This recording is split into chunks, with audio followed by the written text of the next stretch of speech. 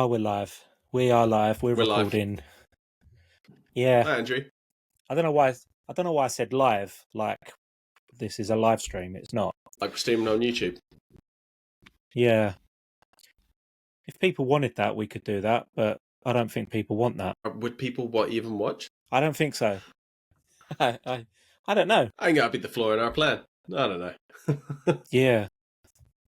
Let's If anyone comments, comment, like, and subscribe. And if you want us to do a live stream of, I don't even know what of, but we'll do it because we've got nothing better else going on in our lives. Yeah. Not like we've got responsibilities that we have spoken about already in this podcast, like 2 kids or anything like that. Yeah, it's not like the whole you can do your premise intro. of this is our responsibilities. I am. It's coming. Welcome to the fucking Tech Dad Pod. Yes, there we go. That's honestly my highlight. It's honestly my highlight. It seems to go all downhill after that. Really? Downhill? Like downhill skiing? No, I'm only joking. For anyone watching rather than listening, I've got my glasses on today, so you're seeing me in all my blind glory. Is this the first time you've done an episode with your glasses on? Really? It is. I don't like wearing them, if I'm honest. I like your glasses. Everyone says that I look good in glasses. I just don't like wearing them. It's like a disability. No. I don't want people seeing my weaknesses. We've all got them, mate. Yeah. There's an episode right there. Accepting our flaws. That's coming later. Jack, what's your weakness? Parenting. Andrew, what's yours? Tech. Oh my god! Shall we just quit now? Dear Lord. No, we're gaining traction. We're gaining traction. I feel. Are we? I've got no idea. I just thought I'd say that, and if you say anything say anything enough with your chest, people will believe it. Yeah, I think I think we're gaining traction, and that we've actually committed to this thing for what 5, 6 episodes now. I don't know what episode this is. It's the 5th one. This one, and for everyone wondering what this is going to be about, this is like a little Olympics recap. Obviously, the Olympics has finished. Don't know why it took me so long to say finished. I tried to think of a better word for it, but no, they're finished. Concluded. That was a better word. Concluded. I'm still trying to think of another one, and I can't. Yeah. Did you watch it? Did you watch any of the games? So, I didn't. I didn't live.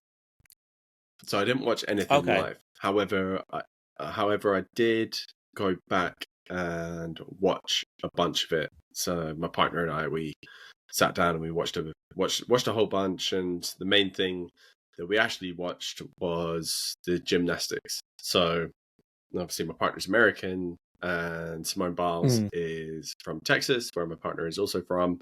And yeah, like that, her whole story, like after Tokyo last year and leading up to this year, and all the stuff that's happened in US women's gymnastics is just a hell of a story. So we watched a bunch of the gymnastics, a bunch of the other events, which are crazy. I'm sure we're going to get into in just a wee second. But we watched the gymnastics, female gymnastics, and then we proceeded to watch the Simone Biles documentary that's currently on Netflix. So there's currently 2 episodes of this documentary on Netflix, and watching that performance in the Olympics and then going back and watching that documentary, I'm like, damn, there's a lesson in overcoming adversity there, and like it's just such an inspiring story. And I'm glad I watched the documentary, and glad I watched the highlights from that event specifically in the Olympics. But yeah, what a show, what a spectacle. Yeah, I did exactly the same. I watched I think it was the team the female team gymnastics, where Team USA won gold and Simone did what she does best. Then, like you, I went and watched the documentary on Netflix as well.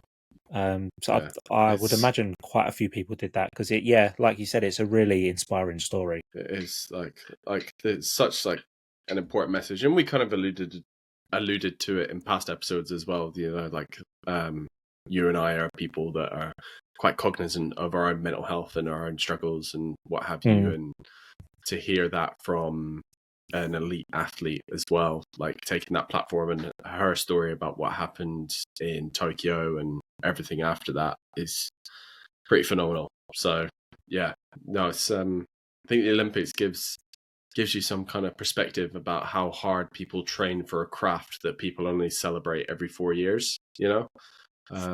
Yeah, very true. I think for me as well, obviously I've got Amelia that is doing gymnastics. So this was really good because it was the first time. Oh, of course. Yeah, that's right.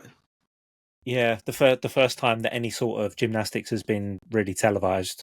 So we was able to watch that together. And it's also good that the sport has got someone like Simone, who is just like a figurehead for the sport almost. Because I mean, football has had it for. Football just has them all the time, but other sports like gymnastics and swimming, especially, they're few and far between. So it was good. It's good that as well, obviously because Amelia's a girl, so it's good that it's Simone who's also a girl, and it's someone that she can kind of get inspiration from.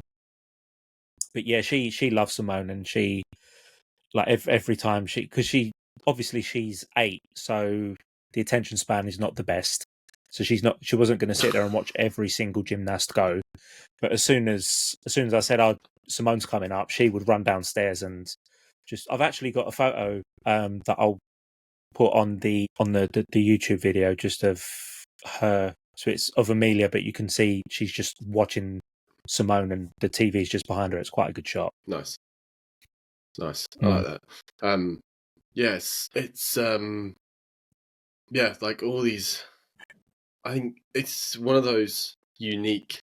There's not very many sporting experiences, and I think you probably could have said this for like the Football World Cup, but there's not too many sporting experiences that bring whole countries together and have everybody in that country rooting for their team and rooting for the success of people competing. And I think that's just something that's really special when you look at it after the fact or during, like the Euros. Like, you know, everybody's just like cheering England on, you know, get to the final again of a major competition or whatever, and you know there's a whole country unity. But to have so much variation in something as well, so the Olympics and all the different sports, like I used to skateboard, and like skateboarding's in the Olympics now, and I think that's cool as fuck. Like having skateboarding in the Olympics and the skateboarding. Yeah. How did we get Andy McDonald in Team GB? That still baffles me because he's the most is it what the old American guy I've ever. Yeah, I mean I know him from because I loved skating growing up. I loved all the Tony Hawk games. I've still got them. Like they re-released 1 and 2 on the new consoles, so I've replayed them over and over again. And I remember him from those games. So the fact that he's still doing it's amazing. I just don't understand why he's in Team GB because he's American. Quality games though. Can we take a minute and appreciate the Tony Hawk games? Because like Jesus, I mean, they literally revolutionized the sport. So good.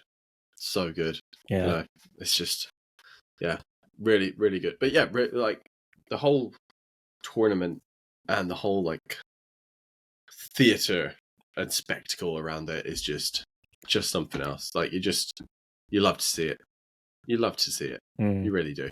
Well, not all of it. So no. What are we going to talk about? The breakdancing? You knew that was coming. I think everyone would have known that was coming as soon as we mentioned Olympics was the topic. Because, what did you make of it? So I've listened. I've actually. It's an interesting one, right? So I think if anybody's for anybody that is unfamiliar with the story right now, which I hope is very few people, given how viral it's gone, Australian breakdancer Raygun, Rachel Gunn, I believe is her actual name. Raygun turned up and scored 0 points, and by all accounts made a mockery of breakdancing in the Olympics this year. So new sport introduced for this year. It's not been renewed for LA in 2028. Scored 0 points in her battles, I think they call them. And yeah, like my partner and I, we watched the videos back when it all started going viral, and she said to me, she was like, "Have you seen any of this?" And I was like, "No." So we put it on, and we were just like, "Oh, okay, I can see why we're getting flamed."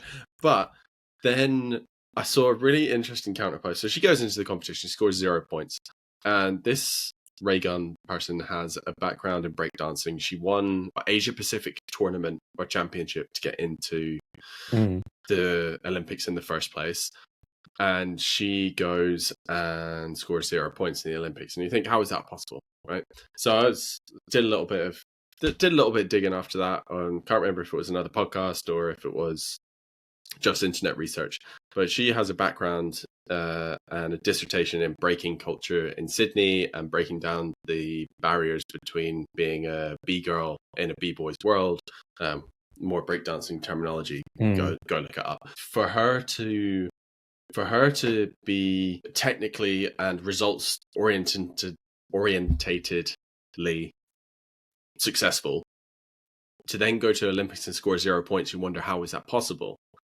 So did she have enough knowledge of the system and how you score, and opposing the commercialization of breakdancing, say in the Olympics, for example, to then go to an Olympics and score 0 points? Like, you actually have to have quite a lot of technical knowledge about how to go and score 0 points to actually successfully do that, right?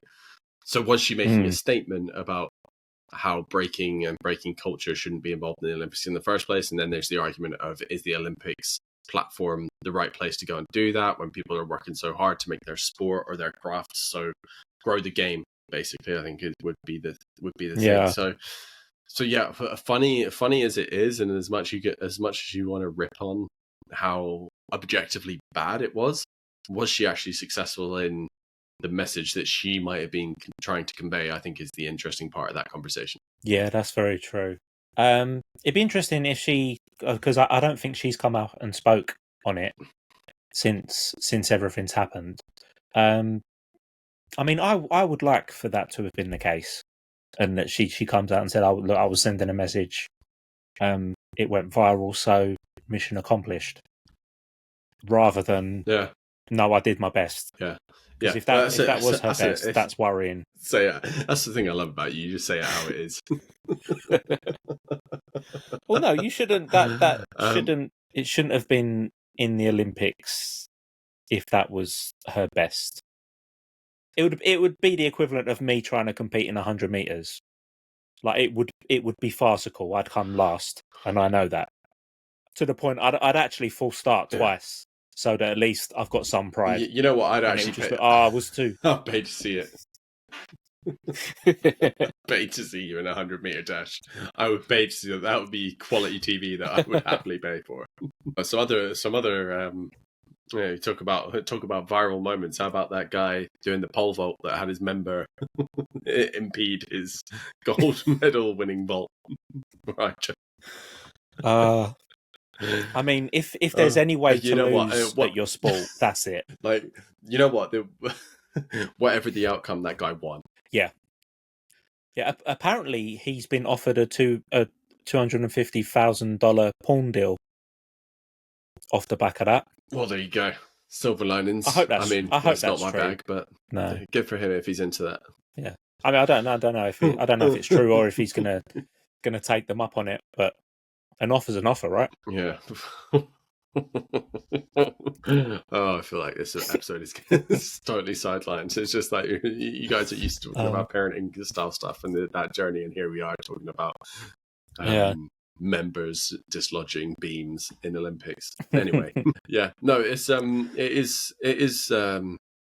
is a spectacle. What do you think to like the role technology's played in this Olympics? So, like you mentioned in one of the last episodes, you were watching a lot of it and live and what have you. What do you make of how technology has or has not improved the experience. I think for, especially for any spectators, I think it's amazing now. Like the fact that I could literally watch any event I wanted to. Like if I wanted to watch the judo, I could have found that. If I wanted to watch the swimming, that was on. I mean, the swimming seemed to be on all the time anyway. I didn't realize just how many different swimming events there were. But yeah, in terms of the technology, I just think it just makes it such a spectacle for us. And I can't imagine what it's like how it's benefiting people that are actually there as well. Like that's something that I would have loved to have seen, like been there live and seen it live and see how they kind of use technology there, like in the stadiums or in the fan parks and things like that. Yeah, no, it's yeah, I think that's so obviously being based in the UK, we have BBC, and you have that on demand, watch whatever is on that day. You can change streams, like maybe you go back to like the 80s and you get what is given to you. And now we have the option to watch every single thing. Technology is so accessible. Like even when you think about equipment, right? So to have so many camera operators and people willing to, or doing that job of providing the best experience or viewing experience to the viewers at home, like technology, physical technology is so much more accessible. And then we have the means to watch all of these things as well at the same time. So it's kind of a double-edged sword. Like you and I both work primarily in software, but like the hardware capabilities now are so much more than it was even 15, 20 years ago. You know, like 15 years ago, 2012, London 2012 Olympics, that was kind of the first start of us being able to have like multi-streamable events, And even then, that wasn't everything, but it did really feel like you could watch anything that was going on in any given day this year, which is just bonkers when you think about it. Yeah. The only thing I didn't see too much of was the windsurfing, mainly because it was in French Polynesia, so there's obviously a massive time difference there. Yeah, with the But if I'd stayed up, I could have watched it. Yeah, it's like with the surfing being at Teahupo'o as well. Like some of the best waves in the world, like out there. Did you see that photo of Gabriel Medina where he's like floating with his surfboard? Yeah. It's just like, and I said this to my partner as well. I was like, that is what makes photography like an art form. That ability to capture a moment like that, and like it really is an art, like an underappreciated art. Yeah, I totally agree with that. Yeah. Quality stuff. Quality stuff. You mentioned Amelia there being like super into gymnastics. Do you kind of see a path for her to go down like a super competitive path like that? And would you encourage it if it got to that point where she thought or her coaches thought that she could be hyper successful in that? Yeah, I've already seen a little bit of it. I don't want to get too, what's the word? Ahead of yourself. Optimistic.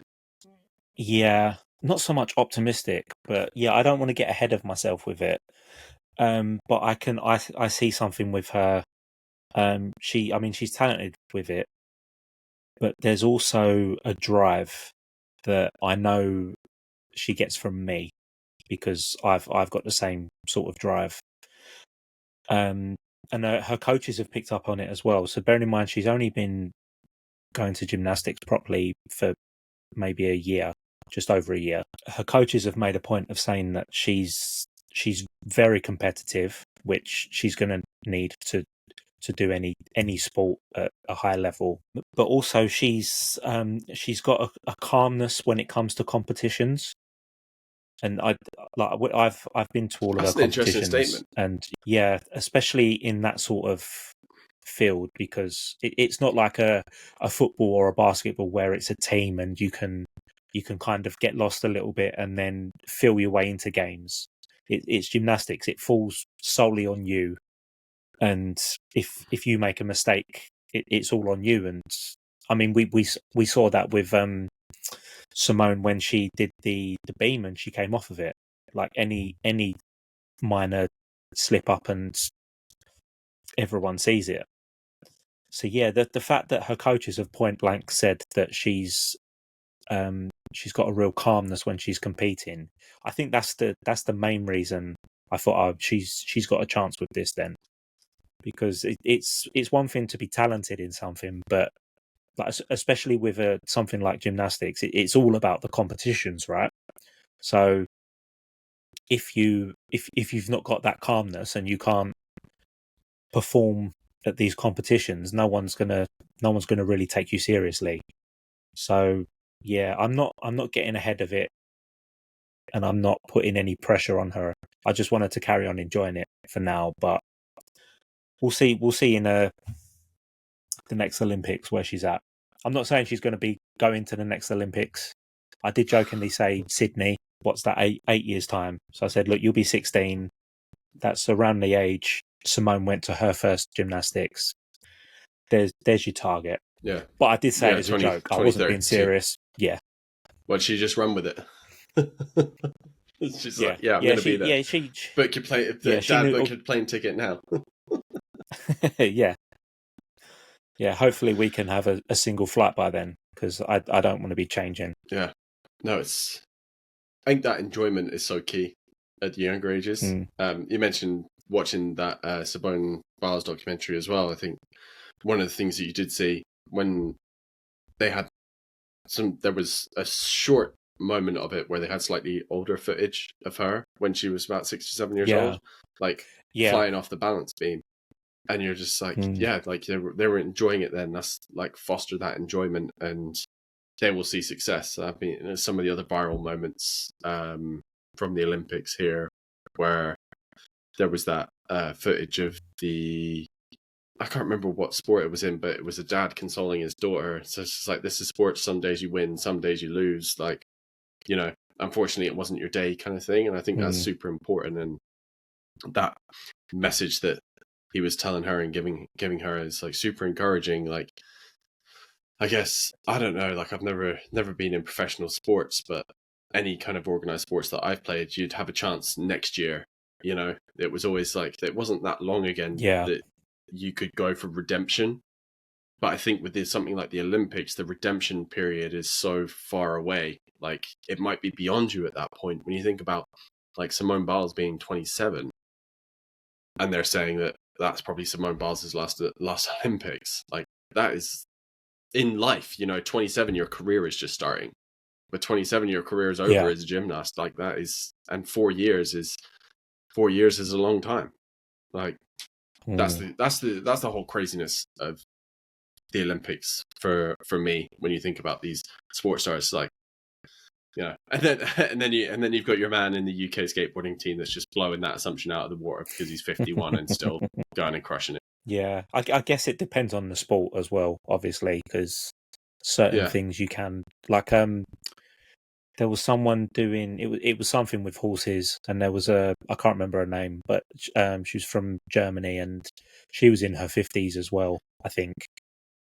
And so obviously certain sports you can do when you get older. Yeah, that was a crazy thing. I was looking at, there's another podcast that I listen to regularly called Spittin' Chicklets. It's a hockey podcast, so like, I'm a big ice hockey fan, and they were talking about the Olympics and the show jumping thing, and they were having a bit of back and forth banter about what event, if you had 6 months to train for, do you reckon you could qualify for? And one of them was saying, all that shit on horses, like, all you need to do is like learn the commands. And then he went and saw a friend, and they were just like, what are you smoking? Because all the people that are competing in like the show jumping and that side of things on the horse side of things, like, they're all in their mid-40s or 50s, and it actually takes that long for you to get familiar with the animal that you're working with to be able to go and do that successfully.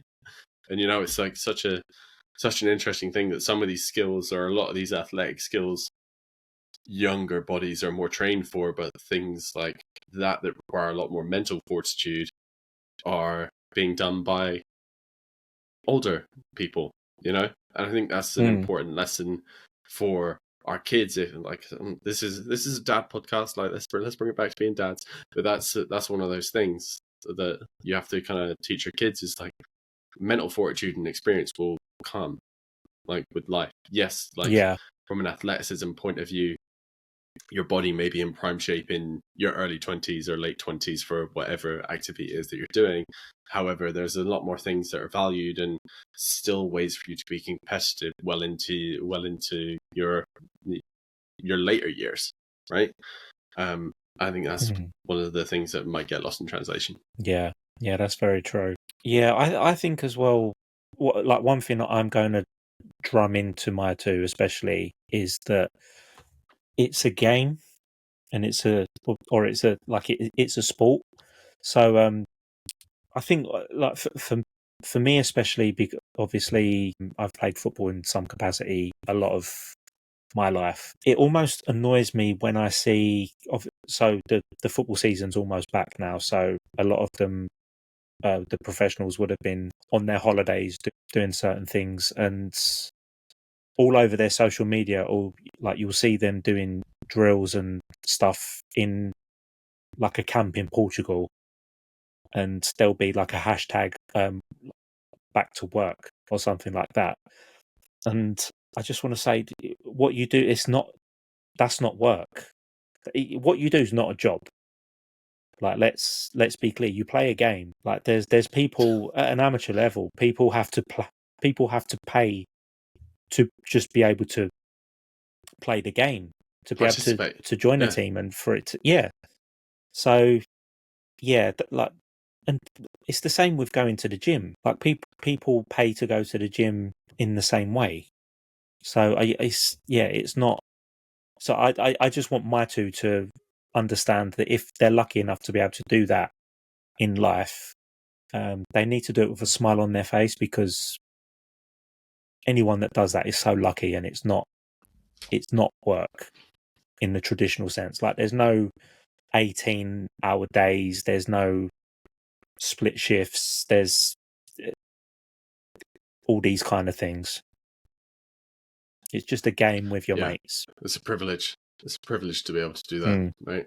Like you've been, to some extent, you've been gifted some level of athleticism that allows you to do this. Go and make the most of it, because a lot of people don't have that. Yeah, exactly. The layman, I guess, the everyday person doesn't have that, you know. And then it's crazy. I don't know if you've seen any of the stuff on like LinkedIn of people that have been in like the UK rowing teams or sailing teams or whatever it's been, and then they've gone back to work like the week after, and they're like an Olympic silver medalist, bronze medalist, gold medalist, whatever, and they've gone back to work. It's just like, I don't know. What's your opinion on how well they are financially rewarded for their athletic pursuits? That's a really good question. It seems to work the wrong way, in my opinion, in that they only get recognised afterwards, if that makes sense. Like they'll only see the financial rewards after they've done everything. I don't know if that makes sense. Wait a while. Yeah, no, it's like you're in business or tech, right? You may or may not see results, but you're still remunerated for the effort that you put in. Exactly. Trying to go for the gold medal, right? And they only get that after the fact. So yeah, no, I see your point. Yeah, or even in other sports, like if you're a footballer or a basketballer, you get work, you get paid regardless of what you do. Whereas it seems like in a lot of especially in the sports that are at the Olympics, it's only like the very best that get compensated well for it. Whereas you could be a pretty mediocre footballer these days and still earn a decent living. Yeah, I agree. I agree with that for sure. Like especially when you think about how much time and dedication it goes into these crafts, and you know, if you think about the amount of value that the Olympics has from it going to these cities and the amount of revenue that it generates in TV viewership rights and how much prestige is put on it every 4 years when it does roll around. And these are what these people are fighting for. But they're everyday people up until that 2 weeks the Olympics is on. And it's like, okay, so we work for 4 years and then may or may not see the benefit of that. Yet companies like broadcasting companies, for example, a lot of the Olympics are on BBC. Like, yeah, we pay for our TV license, but in the US, for example, like it's on NBC or Peacock or whatever else it's on. And the billions of dollars that are involved in like TV streaming rights, like how is that not being trickled down to the people that are actually providing us with the entertainment or the service? Yeah, that's so true. So yeah, I feel like we should talk about kids more. Oh, actually, I've got an interesting thing. I wanted to go over. What was your take on the boxing? I don't even know what to call it. Controversy, I guess. With Imane Khalif and Lee Yuting. For anyone that doesn't know, there's a lot of controversy around them two being medalists because last year, a certain boxing authority ruled that they couldn't compete because of certain things in their genetics, which gave them an advantage. Levels, right? Yeah, I think so. But I just find it a very weird situation. Yeah, I don't know enough about it to talk about it with any real conviction or solid opinion, to be honest. I saw a lot of what was happening in social media, like after the fact and what have you. I think, it's a tough one to commentate on when I know very little about the intricacies of what the decisions were previously and what is happening now. So well, I think for context, it's important to say that it's not the case that, as far as anyone has been made aware, it's not the case that these two athletes were born men and then transitioned to women and then competed. It just seems to be that they were born with certain chromosomes that are normally more proficient in men than women. And if that's the case, that's just the world of sport to an extent. Like that's how you get good at a sport. You've got something that other people don't. Like, take LeBron, for example. LeBron's 6, I don't know how tall he is, but he wouldn't be the athlete he is if he wasn't that size and that stature, which is genetics. Yeah. And this is almost the same kind of thing. It's just, I don't know if it's more of a controversy because it's boxing, so there's more chance of you seriously hurting your opponent. But it felt like a lot of people were just assuming that they were transgender or transitioned, and they was getting an unfair advantage through that when that doesn't seem to be the case. Yeah, I think it's definitely like you're going to take whatever genetic advantage that you've got, right? But put it into context. Where I'm coming from into context. So one of my best buddies, he is kind of a freak of nature at all the sports that he's played. Like, he was good at football, he was good at cricket, he was good at rugby, he was good at everything. And like, he can throw a ball a ridiculous distance. Like, he would be put out in, like, he could bowl too. Like, if we talk about cricket, right? It's a sport that a lot of people are going to be unfamiliar with, like maybe listening to the podcast, but he would be put out on the boundary because he had a better chance. When we were, I'm talking about when we were 13, 14 years old, and he could throw a ball such a long way that he was always put out on the boundary because he had a better chance of getting it back to the wickets, much better than anybody else. Like, I guess if you want to put it into relative terms, like, it's like a baseball player playing in like the outfield. Like, he played in the outfield, so he could return the ball back to the bases way better than anybody else could. Like, and he's been able to do that, and like, that was just the way that his bionics worked. And you got to lean, to some extent, you've got to lean into that. And I think you're comment is quite poignant about maybe because there was a more significant chance of opposition getting hurt in those scenarios that made that issue more prevalent, probably shed more light on it, or it became a bigger thing than it maybe should have been. Yeah, I just think if they were competing in, say, the long jump, I don't think it gets spoken about. Yeah. No, there's an element to that. I think, God, there's such it's a thorny issue for us to get involved in or talk about. Yeah. How would you talk to the boys about that sort of thing?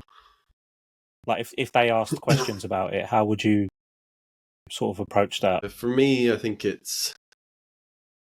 whatever pursuit that they have in life, and you can relate it back to academia too, right? Like I know plenty of people that are smarter than me and are better at retaining knowledge than me, and perform better in exams than me. Like we spoke about that in the last episode, because of there's some element of the way that it was designed. I think from my boys, I think the message is just like, if you are committed to this thing, whether it is learning or knowledge or academia or whether it's sports, you try your hardest in that pursuit, and you go with that pursuit, and you put your all into it, and you get the results that you're gonna get. And unfortunately, the rub of the grain sometimes is you're going to come up against people that are better than you, full stop, or have some kind of genetic advantage, or have this, that, or the other that makes them more accomplished in that skill. And that's something that you've got to deal with in life, and that's the way things are. Yeah, I totally agree with that. I think for my two, I would just say as long as you couldn't do any more, as long as you did your absolute best, you shouldn't have any complaints. I mean, I think it'd be different if you, like, there's been plenty of times in my life where I know I could have and should have tried harder and put more effort in. See, for them, I'll just say as long as you gave it everything, there's no shame in not winning. Yeah, like the one thing you have control over is how much effort you put into anything, right? That's the one thing that you have control over. Exactly. How hard you try. If you tried your hardest and you can stand behind that you tried the hardest that you did, then fair fucks to you. Yeah, exactly. Yes. Yeah. That's what I'd say. Whatever pursuit they're going down, whatever road they kind of take. Reddit question. You've lined up a bit of a doozy for us here, Andrew. A little bit of a doozy. This was a really fun one, but this was one as well that I think a lot of people could join in with, because it's quite a fun one. So yeah, this week's question is: which parenting Olympics event would you medal in? And I realised off the bat that was quite a vague question, so I thought, let's find some examples.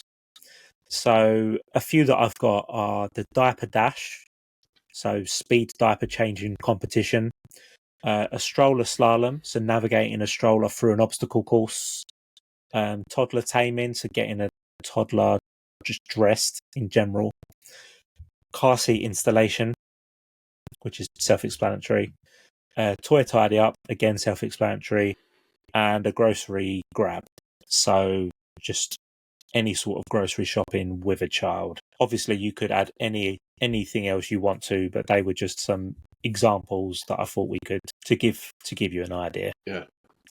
I think out of the examples that you've given, I reckon toddler taming, I think I've got a pretty good chance in. To be honest, like toddler taming is all about distraction. I think I'm pretty good at that. So for example, my 3.5-year-old, nearly 4-year-old, like fell over earlier today, scraped his elbow and what have you. And like I wasn't right there when it happened, but it came to me and was just like, I fell over. And it was just like distraction. I was just like, okay, distraction mode. Like how quickly can I get him to stop crying? He stopped crying pretty soon after he came to me. I'm talking about within like 10 seconds or whatever. Pure distraction. I think I'm pretty good at that. I would back myself there for sure. And the toy tidy up. I reckon my partner actually said this when we met. My kids were we met 2 years ago, and when we met, she was like, "You're kind of like a little butler for them. They kind of go around in this expectant attitude, and you do everything, and you clear up." And I don't do that anymore. I've got a lot better about them helping put away their toys and things like that. But it's always one of those things where it's just like, well, I can do it so much faster than you can, so I'm going to do it. Yeah. That's not the case anymore. I get them to help and what have you. But yeah, the toy tidy up I got pretty efficient at because I was in little butler mode, for sure. What would mine? I think mine would probably be a stroller slalom. I was when they was in strollers. I think I was pretty good at that. I mean, it helps as well that for context, like especially with Jaden, when Jaden was a baby, for one, neither of mine slept neither of mine slept well, which I think that just sleep will be an episode in itself. But with Jaden, he needed to be. Oh yeah, yeah. But yeah, with Jaden, he needed to be rocked in his stroller. But the problem was that we was living at the time in a third floor apartment, and in the UK there is a rule where if an apartment block is 3 stories or less, they're not required to put a lift in or an elevator. So I would have to getting him down was fine because he was awake, so I didn't have to really be careful. That came out wrong. Obviously, I was careful, but I mean, as long as he was safe is my point. He was at all times he was safe. So yeah, I'd walk, carry the buggy down the 3 stories, take him on a walk until he fell asleep, then have to carefully carry him back up those stairs, hoping he stayed asleep. There we go. So you could like toddler obstacle course. Keep a sleeping baby asleep as you navigate an obstacle course. I think that'd be, I could do pretty good Olympic event. That. Yeah. I think I'd also be good with the toy tidy up, but that's not even from the kids. That's from our little dog, who has got like his own little toy box, and at the same time every single day he'll just decide to throw it all on the floor. Of course. And then I'll just so he can chew on the box. He don't even want any of the toys. He just wants to chew on the toy box. But then the toys are everywhere, so I need to pick it up. Are they? No, he's not that well trained. No, there's something to work on. It's going to turn into a pet wrangling class. But yeah. Oh, pets needs to be an episode as well, because I've got stories. Oh my god. Yeah. Oh dear. All right. Well, let us know in the comments. What's your does anyone want to come at Andrew or I for the stroller the stroller navigation challenge, or the me for the toy tidy up? The diaper one, I'm completely out. I would not finish. Would not even qualify. Like, not gonna lie. That thing took me an age. I think I'd be okay with that. The car seat installation, though, I would be useless. I hated that. Yeah. I don't think I ever took my car seats out of the car when they went in, so I'd be rubbish at it by pure volition of never doing it. I did it once. That's all I need to know. Figure it out when you get to the end. Yeah, when you don't need it anymore. Yeah, exactly. And then it's straight in the bin, straight on Facebook Marketplace. See you later. Oh dear. Cool. Andrew, have a lovely holiday. Well, actually, when this episode comes out, you will be on holiday. I will be on holiday. I am taking my recording stuff though, so we can do a couple of episodes while I'm on holiday if you want. It'll just be I won't be in a shed. I'll be in the sun. Sat by the pool drinking sangria. More than sangria. I will record sober. Actually, I might not. I might do an episode half cut and just see how that turns out. Yeah. I back it.